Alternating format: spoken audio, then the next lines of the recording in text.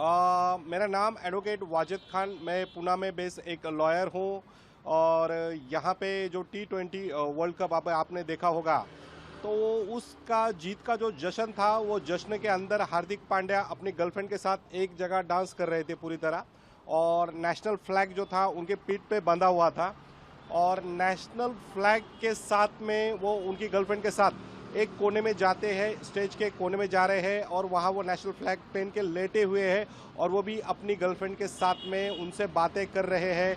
वहाँ पे वो प्यार भरी बातें कर रहे हैं, और दोनों एक दूसरे के काफ़ी करीब थे।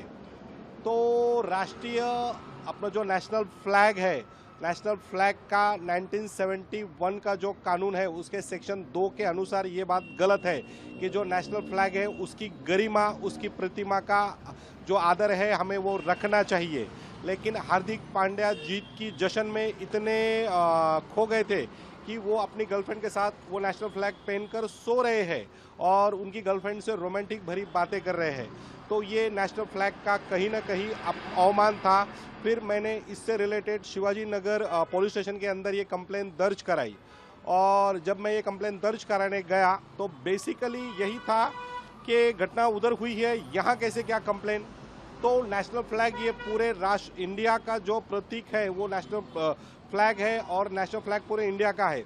तो हम कहीं भी कंप्लेन इससे रिलेटेड दाखिल कर सकते हैं। इस बेस पे मैंने शिवाजी नगर पुलिस स्टेशन के अंदर ये कंप्लेन दी। उन्होंने मेरी कंप्लेन जो है वो ली है, उसकी कॉपी भी मुझे उन्होंने दी है, और देखते हैं आगे क्या होता है। आपने मांग क्या की है? मैंने मांग ये की है कि जो नेशनल फ्लैग का जो मैंने कानून के अंतर्गत ये दिया है, तथा IPC की जो धाराएं मैंने दी है, तो मैंने कहा है कि आपको उसके ऊपर लीगल एक्शन लेनी चाहिए। आपकी आपत्ति क्या थी इस पूरे मामले में? मेरी पूरी आपत्ति ये थी कि जो इंडिया का गौरव है, प्रतिमा है नेशनल फ्लैग, वो इधर बंधा हुआ है, ऐसे बंधा है जैसे कोई एक छपरी बांधता है, उस तरीके से उन्होंने उसको बांधा है।